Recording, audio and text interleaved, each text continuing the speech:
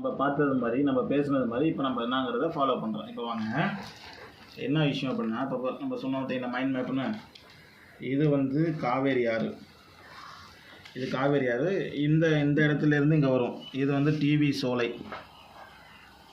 இங்கே வந்து பனையபுரம், அப்படியே இது உள்ளே தான் திருப்பால்துறை, அப்படியே இதுக்குள்ளே வந்துட்டிங்க அப்படின்னா உத்தமர் சிலை. இப்போ இது காவேரி ஆற்றுலேருந்து இங்கே கால்வாய் வருது. இப்போ டிவி சோலை எடுத்துக்கிட்டிங்கன்னா இங்கே விவசாய பூமி, அதே மாதிரி பனையபுரத்தை சுற்றினா அது விவசாய பூமி, இதெல்லாம் விவசாய பூமி. அதே மாதிரி உத்தமர் சிலை எடுத்துட்டிங்கன்னா அதில் விவசாய பூமி, இதெல்லாம் விவசாய நிலம்.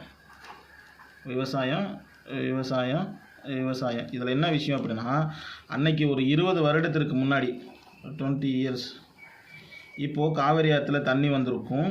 அதுலேருந்து பிரித்து 3 போகமும் விவசாயம் பண்ணியிருப்பாங்க. இதில் நெல் விவசாயம் பண்ணதுனால நெல்லில் எப்போதுமே தண்ணி நின்றுக்கிட்டே இருக்கும். அப்போது 2 அடி நெல் இருக்குது அப்படின்னா அதில் 1/4 அடி 1/2 அடி தண்ணி நிற்கும். அப்போது நிலத்தடியோட நீர் மட்டம் உயர்ந்திருக்கும். அதே மாதிரி தான் நிலத்தடியோட நீர் மட்டம் 20 வருடத்திற்கு முன்னாடி 3 போகம் விவசாயம் பண்ணதுனால நிலத்தடியோட நீர் மட்டம் இருந்திருக்கும்.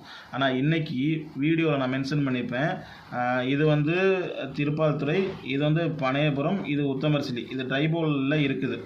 இதில் மட்டுமே 100 ஏக்கர்ஸ் இருக்குது. அந்த 100 ஏக்கரில் அன்னைக்கு 100 ஏக்கரில் விவசாயம் பண்ணதுனால தான் முப்போகம் விவசாயம் பண்ணாங்க, நிலத்தடியோட நீர் வந்து உற்பத்தி ஆணுச்சு.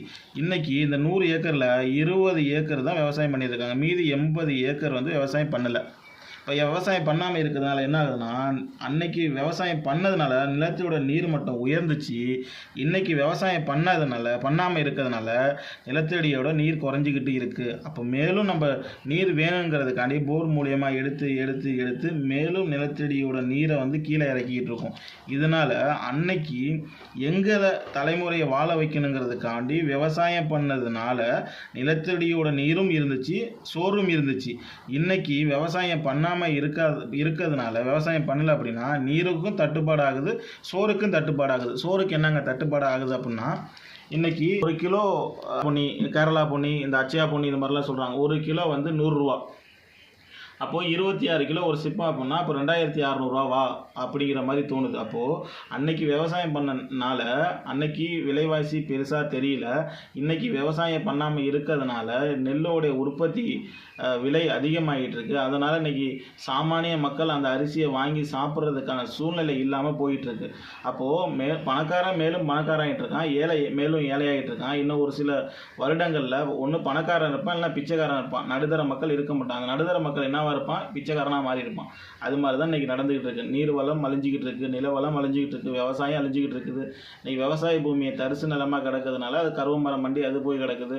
சரி, இப்படியே கிடந்தால் நம்மளுக்கு காசுக்கு என்ன பண்ணுறேன்னு சொல்லிட்டு அந்த மண்ணை செங்கல் சோலைக்கு விற்று அதன் மூலயமா பணத்தை வாங்கி அவங்களோட வாழ்க்கையை ஓட்டிகிட்டு இருக்காங்க. இந்த சூழ்நிலை மாற்றணும் அப்படின்னா இன்றைக்கி தமிழ்நாடு அரசாக இருக்கக்கூடிய மதிப்பு தமிழ்நாட்டு முதல்வர் விஜய் அவர் தான் மாற்று கோணத்தில் வருங்கால இளைஞர்களுக்கு வேலை வாய்ப்பு. ஏன்னா இன்றைக்கி நிறையா நபர்கள் நீட் எக்ஸாமுக்காக வேண்டி போராடி வெற்றி அடைஞ்சிருக்காங்க. நான் என்ன பண்ணிகிட்டு இருக்கேன்னா, கால் கையை நீட்டி சாப்பிட்றதுக்காக வேண்டி நான் போராடிக்கிட்டு இருக்கேன். ஏன்னா இன்றைக்கி இருக்க சூழ்நிலை விவசாயத்தை விட்டு வெளியே போயிட்டு இருக்கக்கூடிய மத்தியில் இன்றைக்கி விவசாயம் பண்ணணுங்கிற எண்ணத்தில் வந்திருக்கோம் அப்படின்னா அதற்கு இந்த அரசு முன்னுரிமை எடுத்து இளம் தலைமுறைகளுக்கு விவசாயத்தை இன்றைக்கி இருக்கக்கூடிய எல்லாமே சட்டமன்ற உறுப்பினர்லேருந்து எல்லாருமே ஜென்சி தான். அப்போ ஜென்சி தான் தெரியும் அடுத்த தலைமுறைகளுக்கு என்ன கொடுக்கணும், என்ன கொடுத்தா அது பிள்ளைங்களுக்கு போதுமானதாக இருக்குங்கிறத நீங்கள் தான் சிந்தித்து செயல்பட்டு பிள்ளைங்களுக்கு தேவையானதை கொடுக்கணும். இதை எப்படியே விட்டிங்கன்னா இன்னும் அதிகபட்சம் போனால் 5 வருஷத்துக்கு அப்புறம் யாருமே இருக்க மாட்டாங்க. முன்னாடியே சொன்ன மாதிரி ஒருத்தர் பணக்காரனாக இருப்பான், இல்லை பிச்சைக்காரனாக இருப்பான். ஆனால் அந்த பிச்சைக்காரன்ட்ட திரும்ப வந்து ஓட்டுக்கு நிற்கிற மாதிரியான சூழல் நிற்கும். இந்த மாதிரியான சூழலை மாற்றணும் அப்படின்னா நீங்கள் மாற்று குணத்தில் யோசி எல்லாத்துக்கும் வேலை வாய்ப்பை ஏற்படுத்தி கொடுக்கணும். இன்றைக்கி 1 கிலோ அரிசி 1 ரூபா, ஒரு 100 ரூபா விற்கிறாங்க அப்படிங்கும்போது ரொம்ப ரொம்ப கஷ்டமாக இருக்குது. அதுலேயும் டிரான்ஸ்போர்ட் செலவு, பெட்ரோல் டீசல் விலை ஏறி போச்சு, நாங்கள் என்னங்க பண்ணுறதுன்னா அது ஒரு காரணம் சொல்கிறாங்க.